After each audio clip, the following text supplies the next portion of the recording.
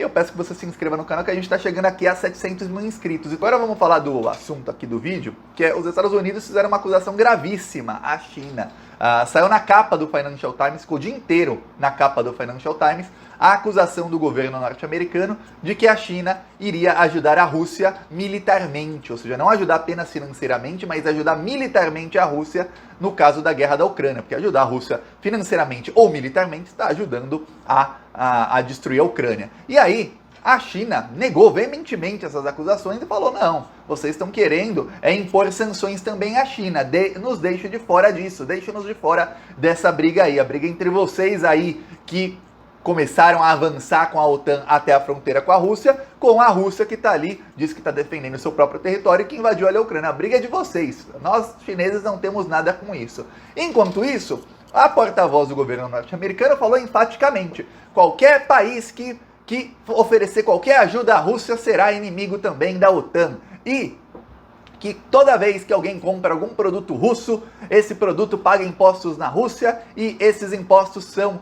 usados para matar os ucranianos, diz a porta-voz do governo estadunidense. E aí ela usa isso para justificar a russofobia e todos os boicotes que estão sendo feitos a tudo que é produto russo, livro russo, Dostoiévski, coisa russa de 300 anos atrás até está sendo boicotada hoje. É engraçado que durante a Segunda Guerra Mundial ninguém boicotou as obras antigas de alemães que tinham nascido e morrido antes do Hitler existir. Mas hoje estão boicotando tudo que vem da Rússia e que é russo, não interessa se tem a ver com o governo ou não. Então, os Estados Unidos começaram a envolver a China cada vez mais, enquanto avançam com as provocações em Taiwan. A Austrália voltou a falar que vai mandar armamentos para Taiwan, e a China falou, não, se Taiwan começar a receber armamentos, nós vamos ser obrigados a mudar o governo de Taiwan. Mudar o governo de Taiwan é uma maneira bonitinha da China falar, nós vamos invadir e tirar ali o governo de Taiwan. Vamos lembrar o seguinte, Taiwan é considerada pelo mundo inteiro, exceto alguns poucos países, uma província da China. Porém, Taiwan não tem o mesmo governo que a China. Taiwan é um país capitalista, a China é comunista. O governo da China não manda em Taiwan. Quem manda ali é o governo de Taiwan, que é eleito nas eleições de lá. Então é um governo completamente diferente, apesar de ser considerado um estado da China. Imagina que é como se fosse a situação, imagina aqui no Brasil, se algum estado do Brasil que fica na pontinha do Brasil, vamos supor, Rio Grande do Sul, que é o estado mais ao sul, tivesse um governo, um presidente que não é o Bolsonaro, tivesse um presidente que é eleito de uma maneira diferente, um sistema de governo diferente e leis diferentes do resto do Brasil, mas ainda fosse considerado parte do Brasil. É isso que acontece em Taiwan. Então a China falou, a gente vai tomar o Taiwan, é nosso mesmo, a gente vai lá e vai tomar se vocês começarem a dar armas para Taiwan. Olha só, estão provocando a China. Por quê? Porque saiu, inclusive, estava na capa do New York Times ontem, a notícia principal, que a China vê nessa guerra apenas um vencedor. Vai ter um vencedor nessa guerra toda da Ucrânia. O vencedor vai ser quem? A própria China. Por quê? Porque a economia dos Estados Unidos já sofreu um baque, a gasolina nos Estados Unidos chegou ao preço mais alto da história, porque as petroleiras lá estão lucrando muito com a guerra.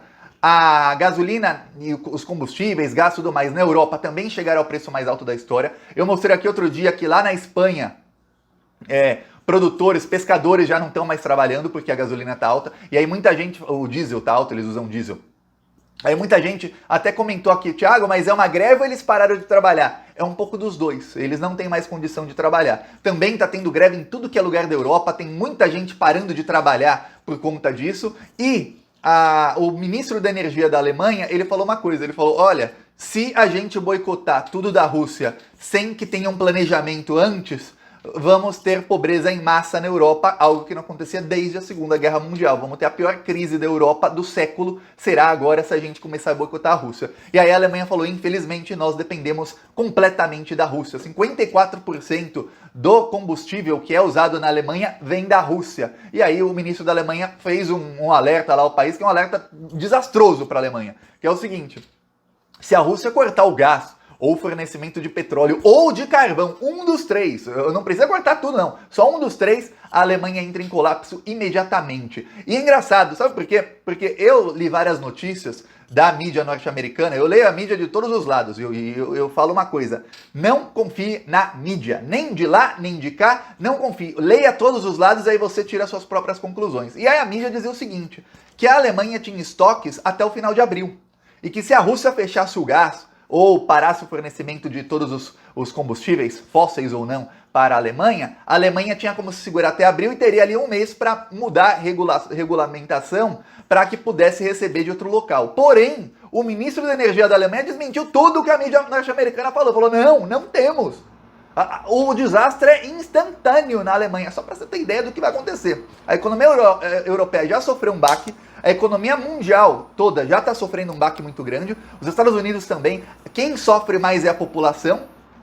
Isso tudo porque a Rússia invadiu a Ucrânia, e vamos lembrar, os Estados Unidos pressionaram a Rússia a invadir a Ucrânia. E os chineses têm uma estratégia nova. A estratégia da China é o seguinte: é se distanciar ao máximo da guerra, tentar conter lá o avanço dos Estados Unidos em Taiwan, de alguma maneira, e se distanciar ao máximo da guerra. Por quê? Porque se a China conseguir passar toda essa turbulência sem sofrer sanções ou sem sofrer muitas sanções, a nova maior economia do mundo será a economia chinesa, porque todas vão sofrer um baque, exceto a China. A China não cortou relações com a Rússia, a China não depende de absolutamente ninguém, pelo contrário, são os outros que independem da China. Mais do que isso, a nova Rota da Seda, que não é só para transportar seda, apesar do nome, a nova Rota da Seda, que é uma rota que é um negócio chinês de mais de 150 bilhões de dólares anuais, envolve mais ou menos, até o final de 2021 eram 23 países, mas agora já são mais de 30, mais ou menos 30 países. A nova Rota da Seda são investimentos da China em vários países emergentes,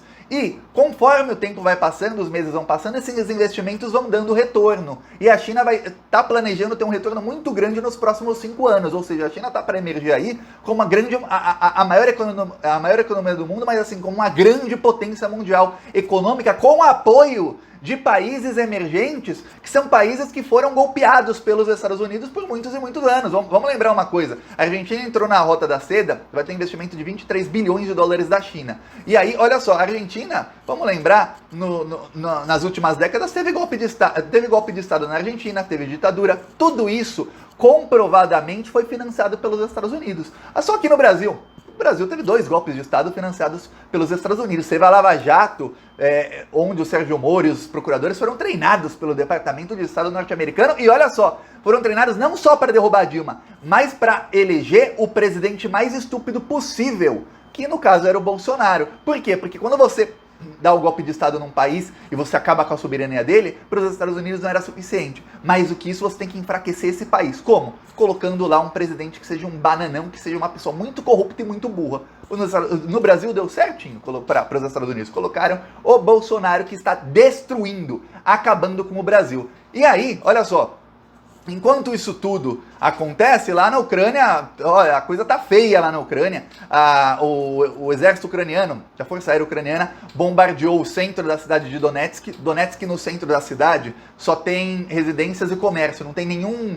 É uma das poucas cidades na Ucrânia, aliás, em toda a Europa, mas das poucas cidades em que não tem centro administrativo no centro da cidade. Não fica lá a prefeitura ou o governo lá estadual, não fica nada lá. Ficam em zonas afastadas do centro da cidade. Mesmo assim, o governo ucraniano bombardeou o centro de Donetsk e matou muita gente. Isso não saiu na capa de nenhum jornal. Eu fui procurar no New York Times, fui procurar na CNN, fui procurar na Washington Post. Não tá.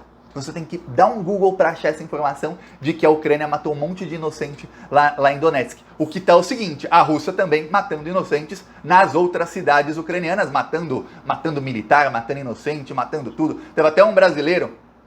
Meu Deus do céu, que pessoa burra. Imagina um brasileiro pagou 7 mil reais, passagem só de ida. A pessoa não entende que se você está comprando passagem só de ida é porque você vai morrer. Foi lá para a Ucrânia, e o que aconteceu? A 15 quilômetros da fronteira com a Ucrânia, da fronteira da Ucrânia com a Polônia, mas dentro da Ucrânia, ficava o centro de treinamento dos estrangeiros que se alistaram para lutar a guerra. Todos morreram. Aí o brasileiro, um atirador, um bolsominion, um atirador de Maringá, ele é instrutor de clube de tiro. Aí ele falou: eu não sabia o que era uma guerra, eu não sabia. O cara, você é babaca. Como a pessoa tem que ser burra para sair do conforto do seu lar para lutar uma guerra da Ucrânia, que o cara nem sabe apontar no mapa. É isso que está acontecendo. E aqui o nosso carro de som lá em São Pedro, São Paulo. Eu não sei se é São Pedro ou Águas de São Pedro, eu pedi para me confirmarem.